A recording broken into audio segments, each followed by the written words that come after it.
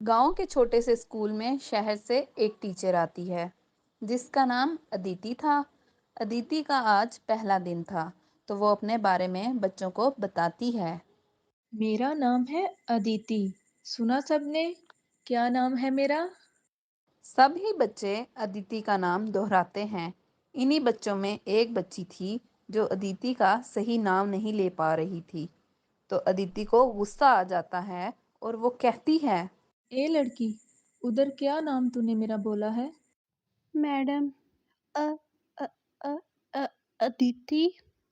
गुड़िया का इतना बोलते ही बाकी सब बच्चे हंसने लग जाते हैं और अदिति का गुस्सा सातवें आसमान पर चला गया। अदिति ने गुड़िया को जोर से एक छड़ी इसके हाथ पे मारी। गुड़िया रोने लग गई और बाकी बच्चे भी हंसते हंसते मुरझा गए। बड़ी हंसी आ रही थी ना आप सबको। रुको, मैं अभी बताती हूँ तुम लोगों को। इतना बोल के अदिति सभी बच्चों को एक एक करके मारती है। सब बच्चे रोने लग जाते हैं।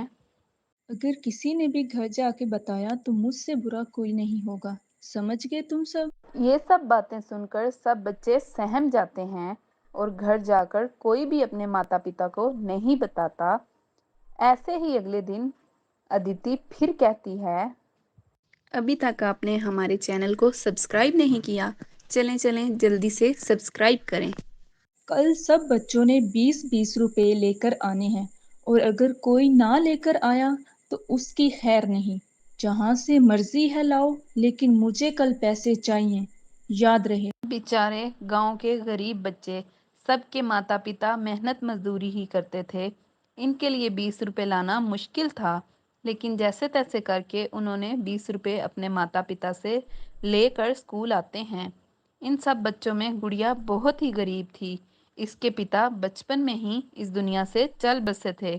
इसकी माँ दूसरों के घरों में काम करके अपना गुजारा करती थी, लेकिन अभी इसकी माँ बीमार थी तो गुड़िया पैसे लेकर स्कूल नहीं पहुंची।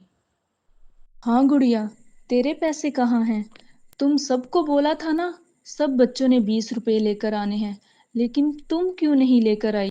टीचर, मेरी माँ की तबीयत बहुत खराब है।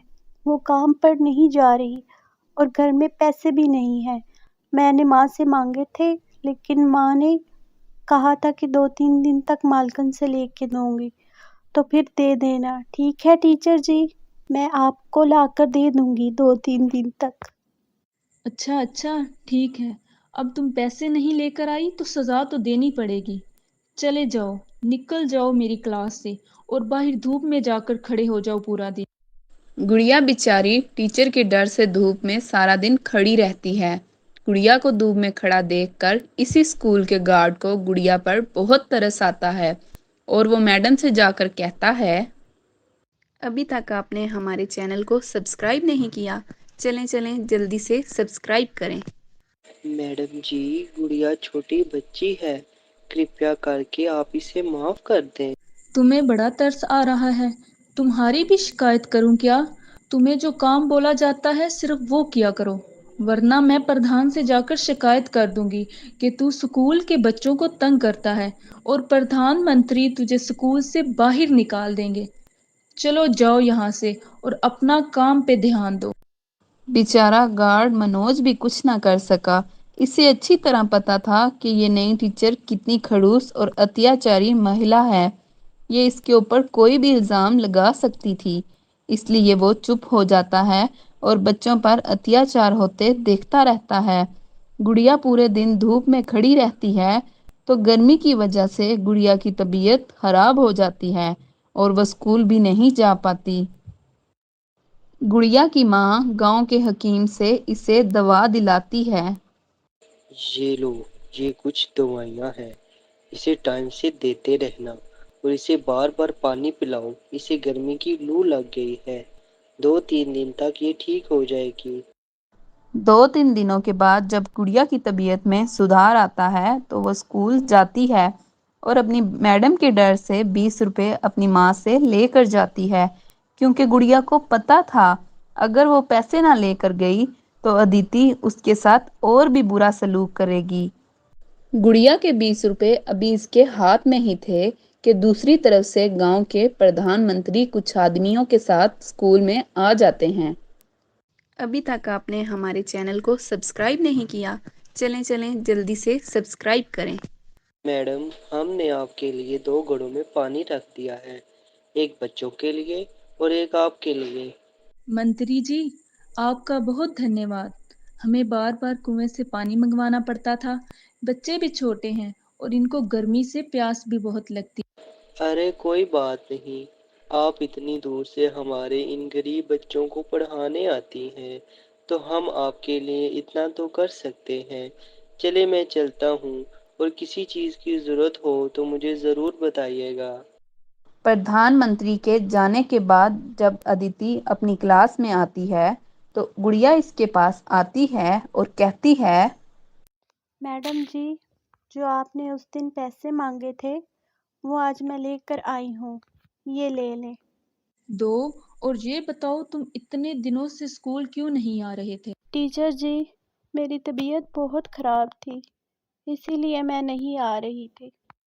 यूं ही अगले दिन बच्चों से कहती है, क्लास कितनी गंदी हो गई है। तुम लोगों को नजर नहीं आ रहा? चलो जल्दी से इसकी सफाई करो और मुझे एक भी कूड़ा नजर ना आए यहाँ से। गांव के गरीब बच्चे अपने छोटे छोटे हाथों के साथ स्कूल की सफाई करने लग गए। जिन हाथों में बच्चों के पास किताबें होनी चाहिए थी, इन हाथों में अदिति ने इनको झाड़ू पोंछा थमा दिया था और खुद आराम से बैठकर मंत्री जी के भेजे हुए फल खाने लग गई। अरे मेरी चप्पल तो फिर से टूट गई। सुनो सुनो, सब बच्चे इधर आओ और मुझे बताओ तुम सब में से किसका बाप मोची है? टीचर जी, मेरे बाबा हैं। चलो ये तो बहुत अच्छी बात है। आज जाते वक्त तुमने मेरी चप्पल ले जानी है और सुबह उसको सिलाई करवा के ले आना है। अब हाथ आगे करो और ये लो, ये खा लो। नहीं नहीं, ये मैं नहीं खा सकती। ये आम तो आपके मुंह के झूठे हैं। एक तो तुम गरीब बच्चों को मैं खाने के लिए कुछ दे रही हूँ और ऊपर से नखरे करती हो। तुझे तो मैं अभी बताती हूँ। इतना कहते ही अदिति अपनी छड़ी उठाती है और जोर जोर से पूजा को मारने लग जाती है। पूजा रोती रहती है, मगर अदिति को जरा भी इस पर तरस नहीं आता। अब मनोज से ये देखा ना गया, तो मनोज फिर से टीचर के पास आया और कहने लगा, अभी तक आपने हमारे चैनल को सब्सक्राइब नहीं किया, चलें चलें जल्दी से सब्सक्राइब करें। मैडम जी बस कर दें, ये मासूम छोटी बच्ची है, इस पर थोड़ी सी दया खाओ। मैंने तुम्हें पहले ही कहा था कि मेरे कामों में टांग मत अड़ाओ।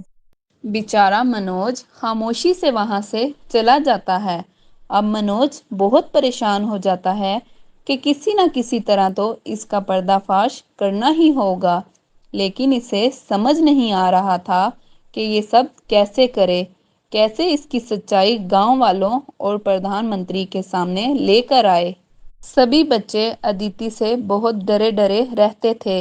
इसी तरह दिन गुजरते गए, तो एक दिन अरे, हमारे वाले गड्ढे में तो पानी ही खत्म हो गया है।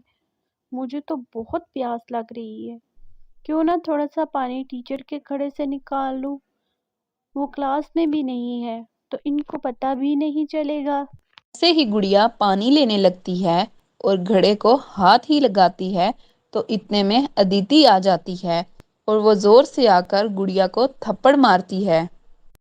टीचर जी, मुझे छोड़ दीजिए। मुझे बहुत दर्द हो रहा है। मुझे माफ़ कर दें। माफ कर दूं तुम्हें मैं? तुम्हारी हिम्मत कैसी हुई? मेरी इजाजत के बगैर तुमने घड़े से पानी निकाला। तुम जैसे गरीब के लिए ये घड़ा नहीं रखा हुआ। अब तो तुझे इसकी भयानक सजा दूंगी मैं। अभी तक आपने हमारे चैनल को सब्सक्राइब नहीं किया, चलें चलें जल्दी से सब्सक्राइब करें। तब ही मनोज प्रधानमंत्री और गांव वालों को लेकर आ जाता है, जिसमें गुड़िया की माँ भी होती है। अदिति, मैंने कहा छोड़ दो बच्ची को। मंत्री जी आप? अरे मैं तो बस ये। तब ही गुड़िया की माँ जोर से अदिति को थप्पड़ मारती है और गुड़िया रोकर अपनी माँ को बताती है, अभी तक आपने हमारे चैनल को सब्सक्राइब नहीं किया, चलें चलें जल्दी से सब्सक्राइब करें। ये टीचर बहुत बुरी है। हम सबको बहुत मारती है। मनोज, जल्दी से पुलिस को कॉल करो। और इस टीचर को कड़ी से कड़ी सजा होनी चाहिए। माफ कर दे मंत्री जी, मैं आइंदा ऐसा कभी नहीं करूंगी। मंत्री जी, ये झूठ बोल रही है।